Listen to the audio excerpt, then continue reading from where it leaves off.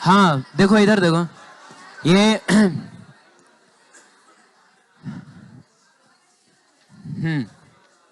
आज हमको जो डिफरेंट टाइप के इलेक्ट्रोमैग्नेटिक वेव्स होते हैं, जो हमने देखा था गामा रे, उसके बाद एक्स रे, फिर अल्ट्रावायलेट, उसके बाद विजिबल, उसके बाद इंफ्रारेड आता है, फिर माइक्रोवेव आता है और सबसे आखिरी में आता है रेडियो वेव।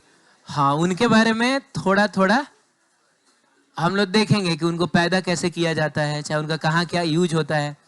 तो सबसे पहले हम लोग बात करेंगे रेडियो वेव की। ये वही वेव है जो मोबाइल के का जो रेडिएशन वगैरह होता है ना, तो उसमें से निकलता है। कम्युनिकेशन सिस्टम में यूज होने वाला ये वेव है। सबसे पहली बात कि इसको पैदा कहाँ किया जाता है, तो these waves are produced by accelerated motion of charges. Charges का कौन सा motion? Accelerated motion in conducting wires. कहाँ बताइए? Of LC circuit.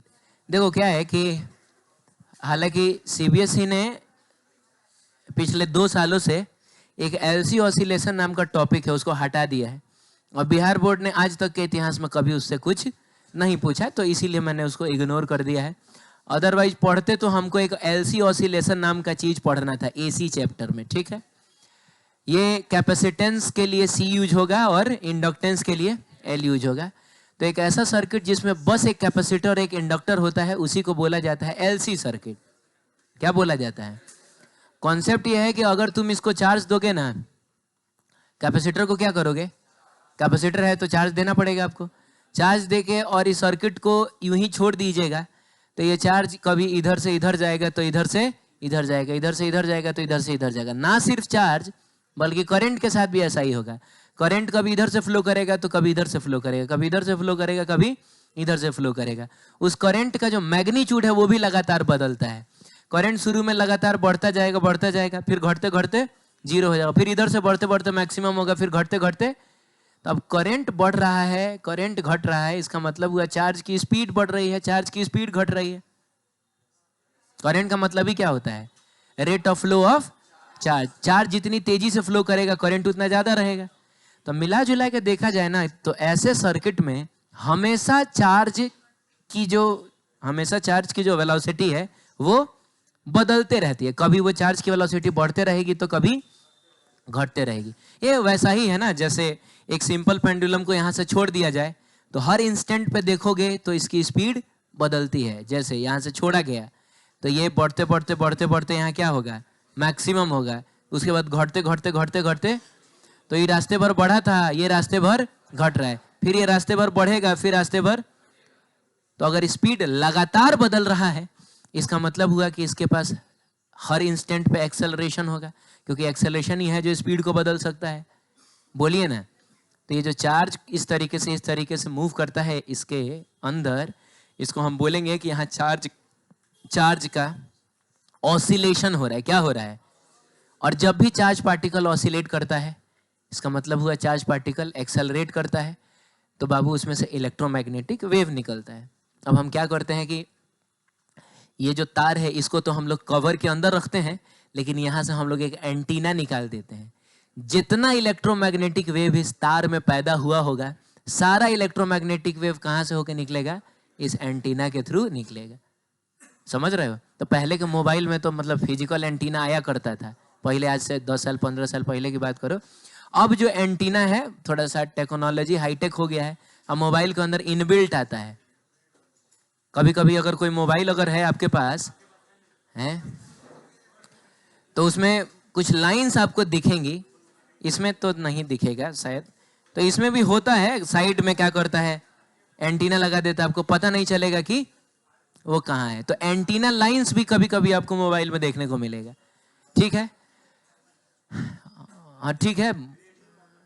रेडियो में एंटीना होता है, तो ये चीज होता है। ठीक है, तो कहां पैदा होता है बताइए एक बार फिर से। ये these are produced by the accelerated motion of charges in conducting wires. इस तार में पैदा होता है ये। और कहां के कंडक्टिंग वायर में?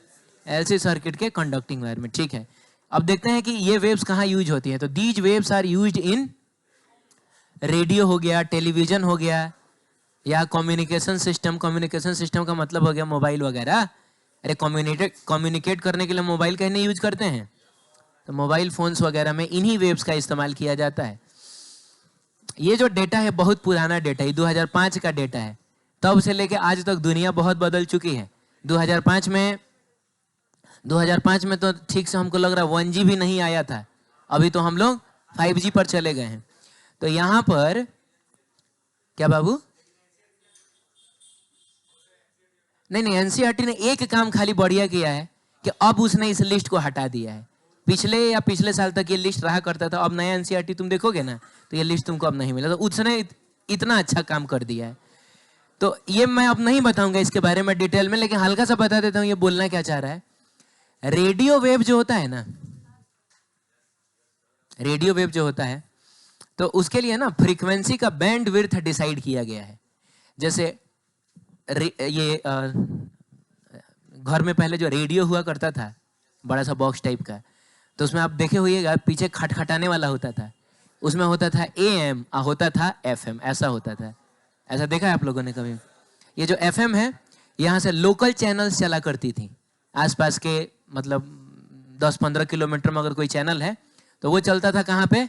FM में। AM का मतलब हो गया पूरा ऑल ओवर इंडिया का जितना चैनल है ना, जैसे कहीं मैच वैच चल रहा है तो पूरे ऑल ओवर इंडिया में ना चलता है।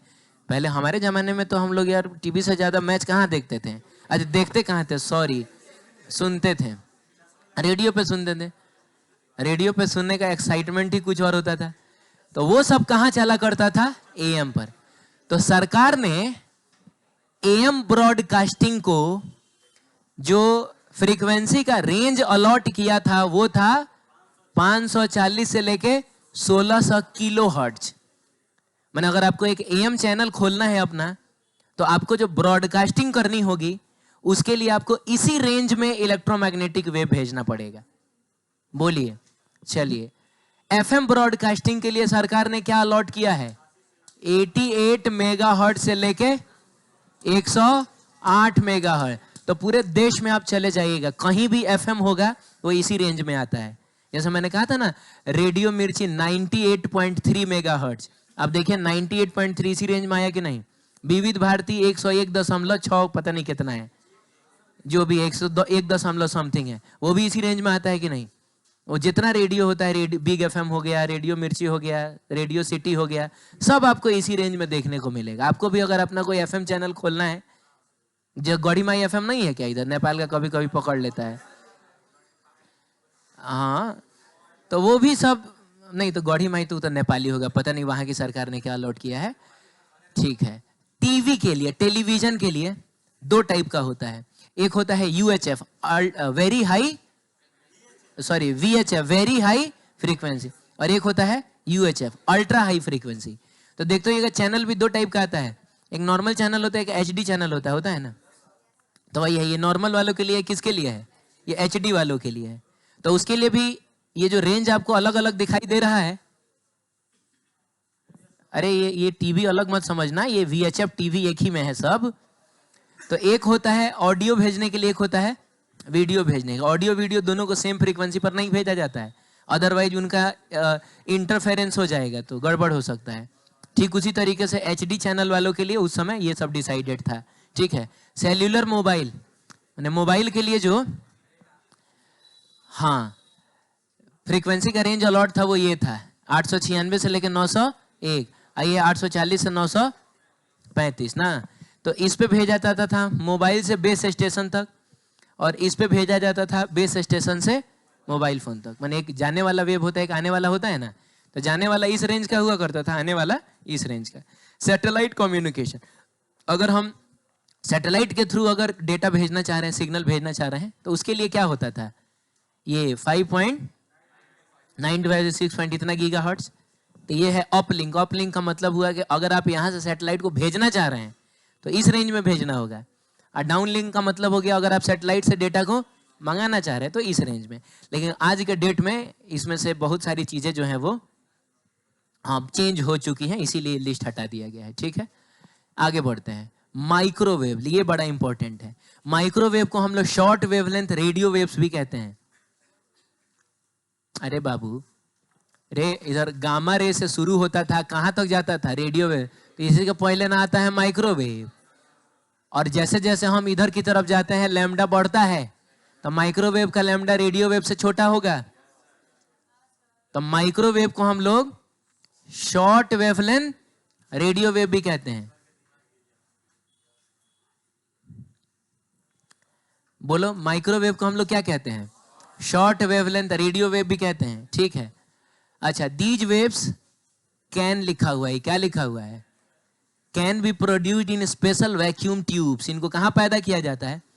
कुछ स्पेशल वैक्यूम ट्यूब्स में, हाँ,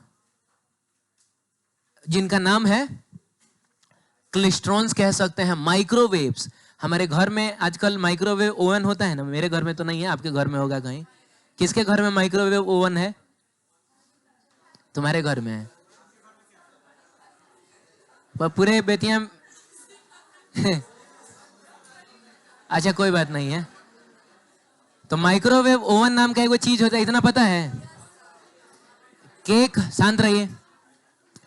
केक बनाने के लिए नॉर्मल बर्तन चाहे नॉर्मल गैस स्टोव पे केक उतना बढ़िया से नहीं बनता है जितना माइक्रोवेव ओवन में बनता है। हाँ, ठीक है। तो माइक्रोवेव ओवन में भी माइक्रोवेव्स का इस्तेमाल होता है। आप सुनना चाह रहे हैं कि मैं बोल दूं कि सब पेपर में लिखा हुआ है, पढ़ लीजिएगा।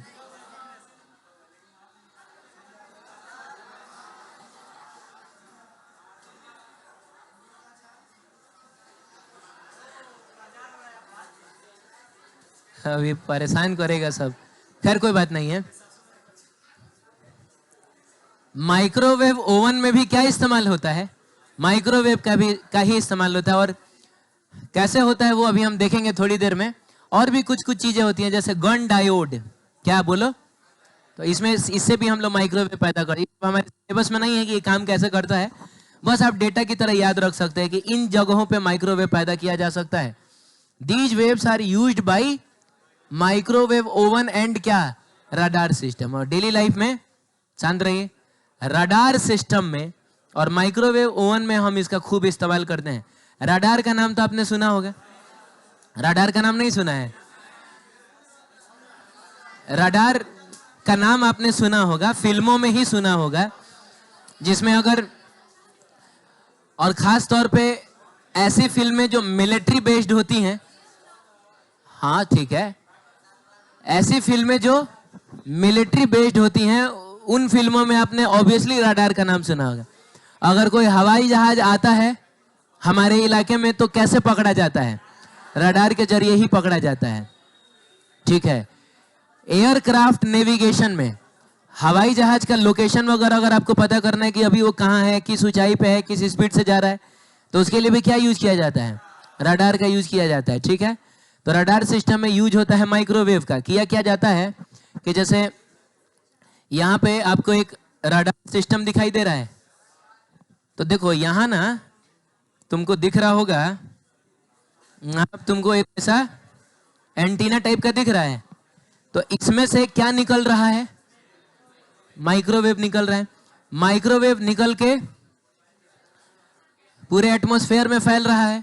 चलो शांत हो जाओ। माइक्रोवेव निकल के पूरे एटमॉस्फेयर में फैल रहा है। अब बताइए, जो माइक्रोवेव इधर जाएगा वो तो सीधा अंतरिक्ष में चला जाएगा, वो लौट के नहीं आएगा। जो माइक्रोवेव इधर गया वो भी लौट के, लेकिन बाबू जो माइक्रोवेव हवाई जहाज से टकराएगा तो वो तो लौट के आएगा ना, अरे रिफ्लेक्शन तो होगा ना उसका, तो लौट के आएगा। तो पीछे तुमको छतरी दिखाई दे रहा है, ये छतरी उसको रिसीव कर लेगा और पता चल जाएगा कि फलाना जगह से माइक्रोवेव लौट के आया है, का मतलब हुआ कि वहां पे कुछ तो है। अब बात समझ रहे हैं? कुछ तो है। इवन हमको ये भी पता चल जाएगा कि वो जो भी चीज है उसका स्ट्रक्चर कैसा है। अरे यार,